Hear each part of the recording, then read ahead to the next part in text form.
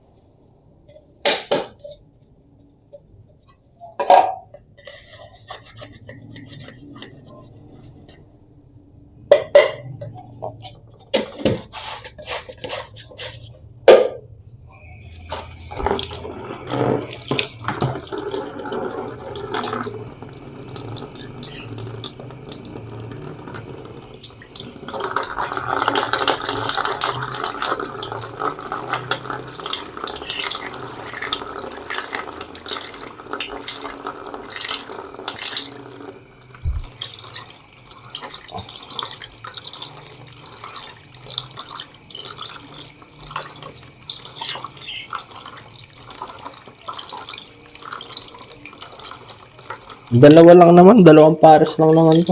Isang pares lang, babae lalaki. Sila may hanip, kaya nangunguto sila. Nagkukuto, kaya papaliguan natin. Para matanggal, para walang bakterya. Habulin lang natin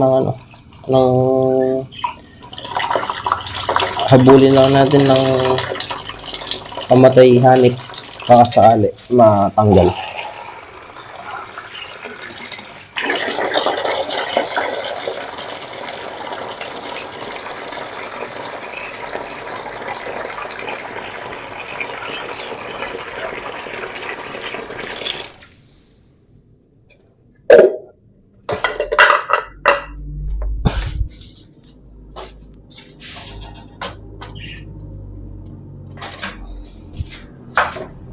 Kuha tayong isa, asa mababa. Kung maabot natin, sandali, kuha tayong hagdan. Yun, umabot.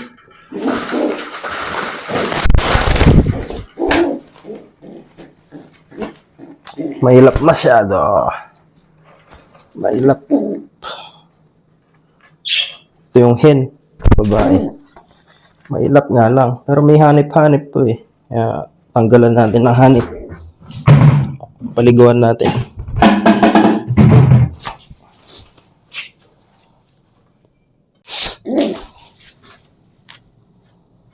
Tignan ko muna kung may hanip pa. Kasi meron to eh. Ayan o. Dito. Magkikita ba? Ayan o. Nakikita nyo yan. Hanip yan. Ayan o. Dami sa dulo. Nakaka-nis-nis ng pakpak yan. Kaya tatanggalin natin. Hindi natin babanlawan. Luluglugan. Ayan o, sa dulo. Yan. Hanip yan, hanip. Pero yung katawan niya okay na. Kasi napurga na. Yun nga lang hanip. Sumisip-sip sa dugo. Naninipsip ng dugo. Kasi naninira ng balahibo. Malinis nga yung sa loob niya, internal. External naman. Para malinis yung ibon, makondisyon. Internal, parasite. Tsaka external. Labas, loob.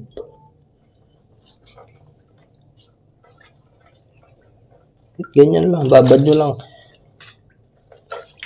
O kaya yung kahit anong pangkuto dyan, yung pang manok. Pwede yun, yung nasa shake. O kaya malatayon. Kaso masyadong matapang yung malatayon. Pwede na kayo dito sa CB. Ako, nakita ko lang dyan yan eh. Para lang, pakpak lang naman. Tapos huwag nyo nang luglugan.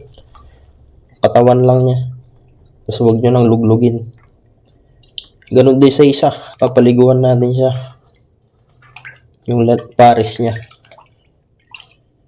Para maging presko sila. Yun nga lang, mailap. Kaya,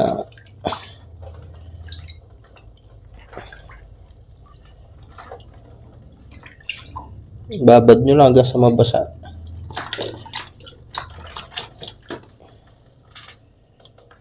Yan, pupumiglas siya. Mas mailap yung isa.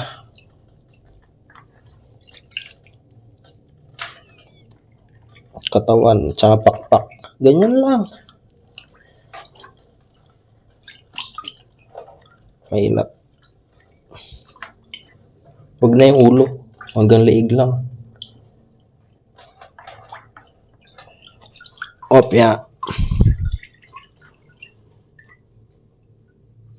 Tapos kunin natin yung isa, no? Ito yung hen eh. Hen to eh. Namamara ko yung cup eh.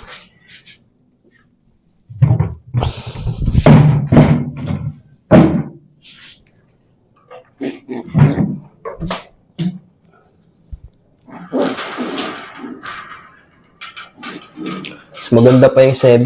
Walang amoy. Kasi malatayon. Tsaka yung mahapdi sa kamay. Tsaka mahapdi rin sa ibon. Pag sobra. Lalo na sa tao. Eh, insecticide yun. Pamatay ng mga insekto. Kaso lang, di natin nabot. Itong isa. Sobrang hilap.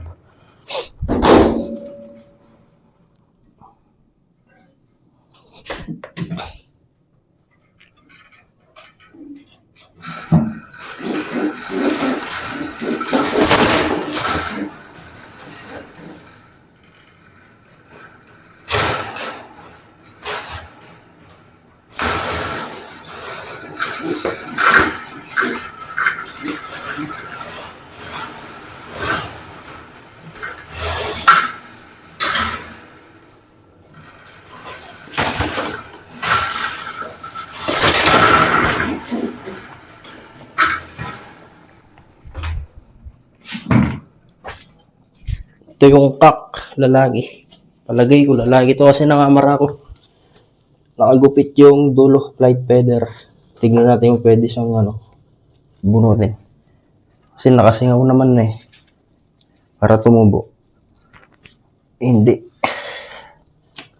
Kawawa. Ayan na lang natin siyang ganyan. Hanip. Ayan, meron. Nakakasira ng pakpak yan eh. Yung maliliit na guwit. Dun sa may puti yung balay, pakpak, makikita nyo. Yan o.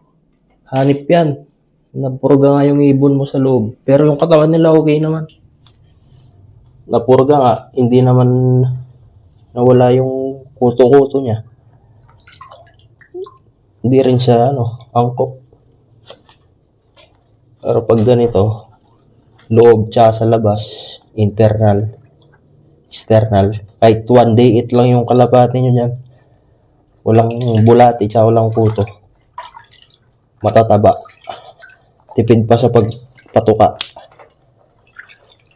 Sa mape-press one sila. Less stress pag naliligo. Pero pag walang kuto, wag nyo na yan. Wag nyo na paliguan ng pangkuto, ganyan. O kaya malatayon, o kaya 7. Yun nyo na lang. Toyo tsaka suka. O, kung walang, toyo. Suka, o kaya asin. Pero yung suka kasi sa pola, ay, ano mga sakit yun? Sa sapola yata yun. Hindi. May sagit yun na pangontra eh. Kasi ayaw nung maasim ng bakterya na yun eh. Suka. Pagpaganda rin ng balahibo yan. Pero yung malatayan, mabilis magpulbos yung ibon sa malatayan. Yun nga lang, konti-konti. Para di mahapdi sa ibon, tsaka sa kamay. Pero 7 lang gagamitin natin, okay na to. Mabilis magpulbos yung ibon doon. Tapos vitamins, konti-konti lang. Kahit once a week lang.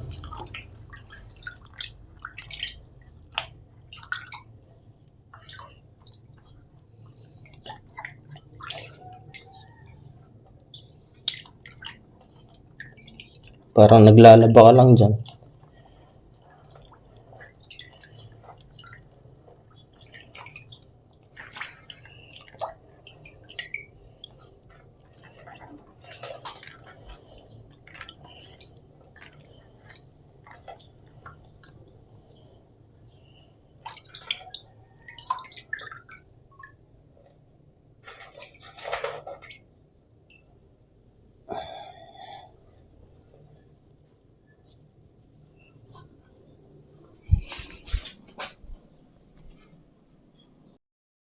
Yun na, paliguan na natin. Balik na natin. No? Kasi naligo na. Yan. Dulo ng pakpak niya. Yung dalawang flight feather niya nakagupit. Mailap kasi masyado. Tsaka di pa nagamit sa breed to eh. Yung sa pinaghiraman ko, gagamitin natin. Kung may oras.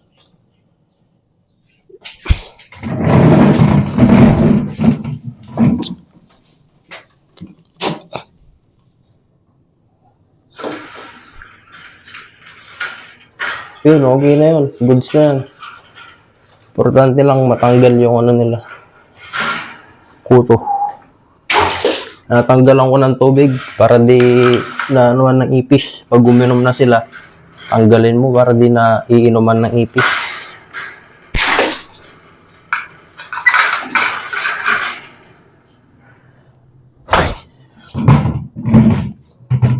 Tayo sa kabila. Ito naman, okay pa naman sila. No? Medyo nakapag-adjust na. Nung pangatlong araw, okay pa. Okay na. Nakapag-adjust na sila, nakakain na sila. Di tulad nung una, sa yung pangalawa, naiilang pa, nag-adjust pa. Ito naman, nakita ko na to. Nakita ko na nag-make itong mga to eh. Sinasampahan na nung ano eh, nung lalaki, yung babae niya. Ay, yung babae. Yun lang, napaliguan na natin. Hanggang sa uling kabanata. Paalam!